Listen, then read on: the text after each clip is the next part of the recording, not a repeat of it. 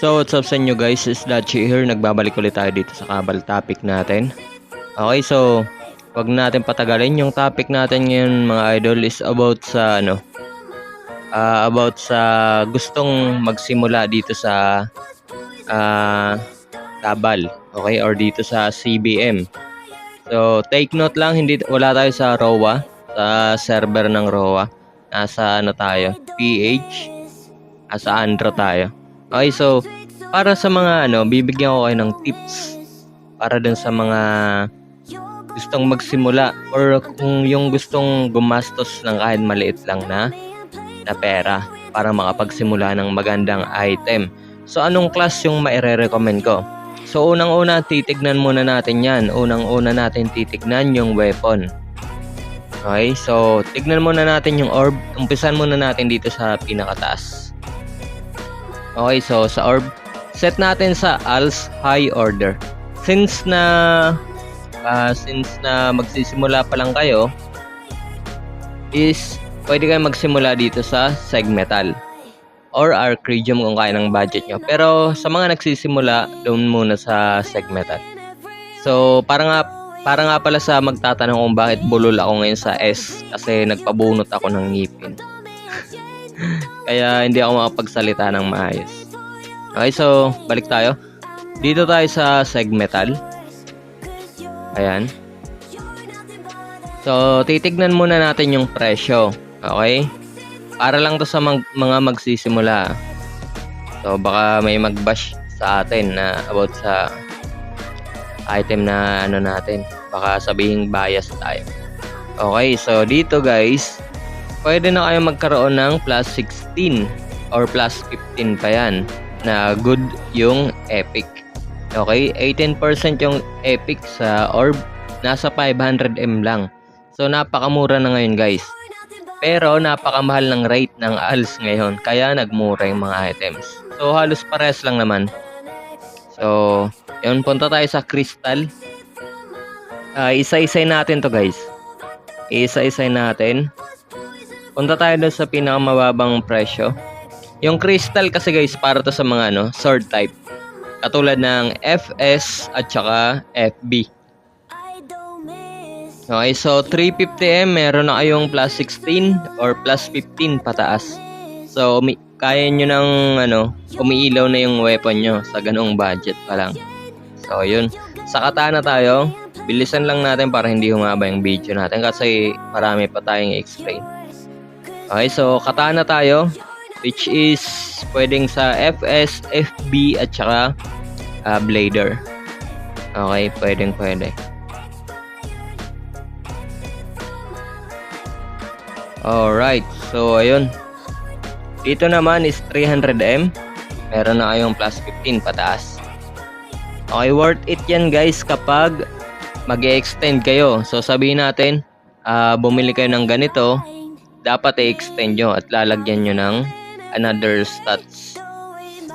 Okay, so yun. Punta tayo sa blade.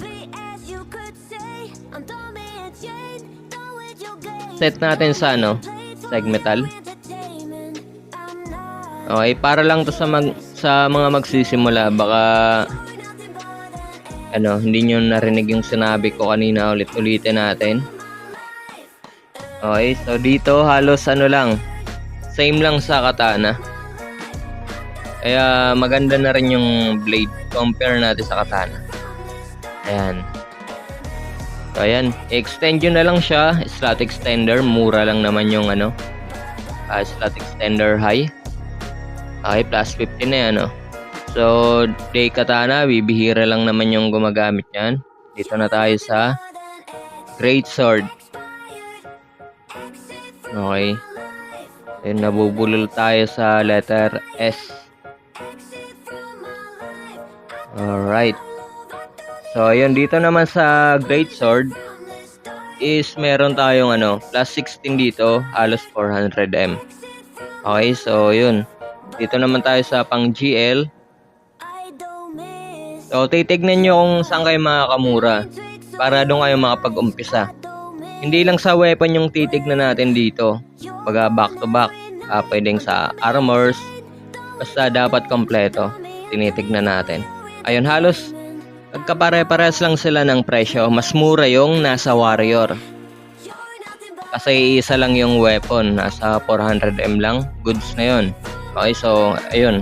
Yung lamang sa atin ngayon na pinakamurang magandang makuha nyo or makapag plus 15 kayo is Warrior.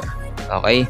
So titignan naman natin yun ngayon sa sa mga makukunat kasi guys, kailangan nyo muna kapag nagsisimula kayo is pwede kayo mag Shadow Titanium kung gusto nyo talagang magandang set.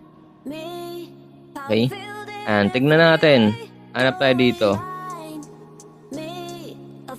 Hanap tayo dito ng magandang helmet.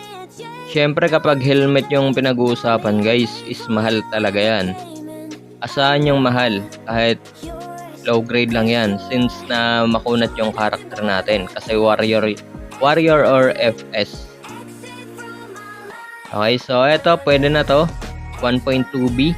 Extend nyo na lang kasi meron namang rate. Pwede na yun para sa warrior. Ito yung pinaka goods. Ito yung mas recommended ko kung mag warrior kayo. Ayan. Ako, napakaganda. Okay, sa suit naman warrior. Tignan natin kung saan tayo makamura. Ayan, kaso mahal yung scroll guys eh. Mahal yung scroll. Ito naman, mura naman siya, 2.2B. Kaso, gagamit pa kayo ng unseal. Okay, unseal nyo pa yan. Halos 550 gems pa yun. Okay. So, halos gagastos talaga kayo.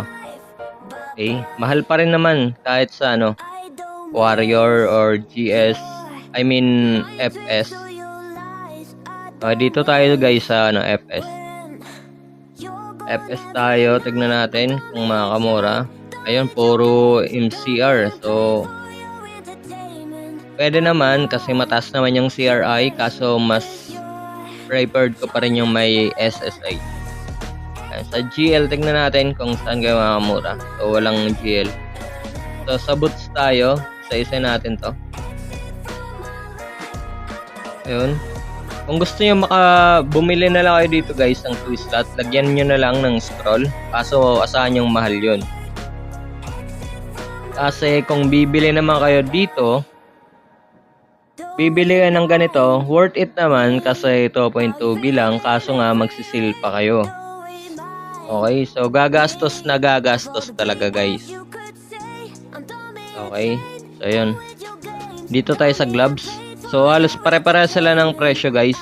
Mapa FS, Warrior, Gladiator. So pare-parehas. Okay, so dito kasi hindi ko na recommended sa mga ibang class yung Shadow Titanium dahil malalambot. So sa ibang class guys, is iba yung hahanapin nyo. Hindi na yung ganung set. Hahanap na kayo dito ng Palladium or Demonite. Nasa inyo yan. Ano ba sa suit? Pwede yung pang archer. Mag-demo na kayo. Hanap kayo ng outrageous. Ayan, katulad ng mga ayan, katulad na ito. Kasi yung kukunin nyo dito yung armor or yung defense. Yun yung kailangan nyo. Okay? Kasi hindi pa naman kayo magsiset ng perfect talaga na set. Kasi kung magsiset kayo ng perfect is mahal yun. So kahit dito lang kayo sa kung gusto nyo mong perfect talaga, punta dito sa Segme. Set natin sa Al's High Order.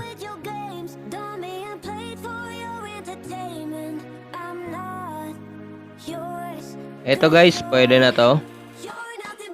So, magsisil nga kayo kapag ganyan. Ayan. Yun yung mga titignan nyo guys. Kasi panimula pa lang naman So, pwede pa rin yan. Kahit segmetal. Okay? Hindi natin mamaliitin yung segmetal na yan. Maliit lang yan sa defense. Pero kapag sa damage, asahan nyo talagang pumupunit. Pero asahan nyo rin na pupunitin din kayo. Okay, kaya kailangan nyo kapag magsaset ka ng segmetal is aalalayan nyo ng accessories. Okay, hindi nyo papabayaan. Kasi kapag yung set nyo is Segme, tapos wala kayong accessories, wala talagang mapupuntahan. Kasi ganun rin, napakalambot. Sobra. Kaya, yung payo ko sa mga malalambot, sa mga FA, Wizard, basta mga malalambot na class guys, kailangan nyo talaga ng accessories. With CU, yung iba. Tapos yung accessories naman ng mga Carnelian, katulad niyan, yung mga Arcana, kailangan plus 10 pataas. Huwag kayo bibili ng below plus 10. So, minimum talaga plus 10 guys. Kasi dun nyo makukuha yung saktong stats para sa karakter nyo. Or mas better na plus 12. Or plus 12 pataas, basta ganun. Huwag lang kayo bababa sa plus 10. Ayan, yan yung mga titignan nyo. So, para sa akin guys, ngayon, kung gagawa kayo ng character, is mas recommended ko ngayon yung warrior. So, bakit ko nga ba nasabi na warrior? Since na makunat na siya, kaya nyo mag-set ng Shadow Titanium at saka Segmetal. Okay, papakita ko sa inyo yung Segmetal ng warrior. Para malaman nyo na mura yung set ng warrior. Kayang-kaya nyo mag-set agad. Okay, so ito kasi pwede naman to kaso hindi siya extended. Pwede nyo naman i-extend kung meron kayong slot extender high. So pwedeng i-extend to guys. Mas recommended ko na lang to, compare natin dito sa kung ikukumpara ko dito, ayan sa plus 16 na to na 3 slot. So mas recommended ko yun. So bakit ko nasabi? Dahil nga sa mura lang yung slot extender high. Tapos, mabilis lang ngayon makapag-upgrade. Okay? Gagamitan nyo lang ng Perfect Core High yan. So, magkano lang yung Perfect Core High ngayon? Mura lang yata ngayon eh. Hindi ko lang alam. Hindi ko pa na-search. Mamaya search natin. So, ayan. Kaya nyo ma-plus 15 agad yan. Tapos, yung slot extender high, napakamura na ngayon. Compare natin dati. Hindi talaga Try natin, search natin kung magkano lang ngayon yung slot extender high. Ayan 200M lang meron na yung slot extender high. So, pwede nyo na ma-extend yun. Compare sa bibilhin nyo yung 2.2B yata yun, yung kanina, na 3 slot. Kasi gagamit pa kayo ng unsell. I-unselling nyo pa yun. So, gagastos pa kayo ng 550 gems. So, lugi. Diba? Lugi. So, kaya dapat maging wise kayo sa pagbibili ng mga item. So, huwag kayo basta-basta lang. Kailangan i-search nyo rin. So, search natin Perfect Core High. Ayan. Tignan nyo naman yung presyo ng Perfect Core High. Napakamura lang. So, i-compare nyo dun sa yung 2B pataas yung presyo na plus 16. Compare nyo dito. Kwentahin nyo yung mga gastos nyo kasi bibilangin nyo pa yung kasama pa kasi dun yung yung unselling. So, which is lugi talaga. Grabe yung lugi. Kaya mas maganda na lang na yung kukunin nyo yung mga plus 10, basta mura. Basta siguraduhin nyo talaga na hindi kayo malugi. Ayan. Para tips to sa sa mga talaga gustong magsimula. Okay, so ito yun guys. Ayan, 2 slot. Huwag nyo kukunin tong ganito. Kasi unsell pa kayo nito. Luging-lugi talaga kayo. Okay sana kung naka-DU10 to. Okay sana kung naka-DU10. Worth it pa para sa para sa price niya. Okay, try natin sa boots. Yun yung maganda guys sa warrior. Kaya makakatipid kayo kapag magsisimula kayo sa warrior. Okay? Hindi ko naman sinasabi na mag-warrior talaga kayong lahat. Hindi naman ganun. So, dito lang kayo mga problema sa boots kasi walang binebentang mura sa boots. Try natin sa sa gloves ng warrior. Try natin kung makakamura kayo dito. Yun lang problema natin kasi wala rin dito. Ito, meron naman plus 4 lang, so madali lang naman plus 10. So wag niyo pa problema yung pag plus 10 or plus 15 kapag high lang yung grade ng weapon or armors. Kasi basic lang 'yun. Okay, so hindi ka nagtataka na napakamura ng mga high grade na weapon or armors dahil nga sa mabilis na lang to ma-upgrade. Dahil napakamura na ng mga materials natin para sa pag-upgrade. Ngayon, kapag high grade lang yung pinag-uusapan. Kapag highest grade ka sa ibang level na yun. So, mas mahal yun. At mas mahirap. Okay? So, yun. So, yun lang yung tips ko sa inyo. So, sana nakatulong yung video natin kahit hindi masyadong kompleto or hindi detalyado masyado. Kasi hahaba yung video natin eh. Siguro dagdagan na lang natin to sa next video natin. Okay, so huwag niyo kalimutan i-like yung video natin at mag-comment kayo. Okay, mag-comment kayo kung ano yung gusto niyo pag-usapan natin. So, inuulit ko, pagpasensyahan nyo na lang kasi nabubulol yung pagsasalita ko sa letter S. Okay, so dito na lang muna tayo guys.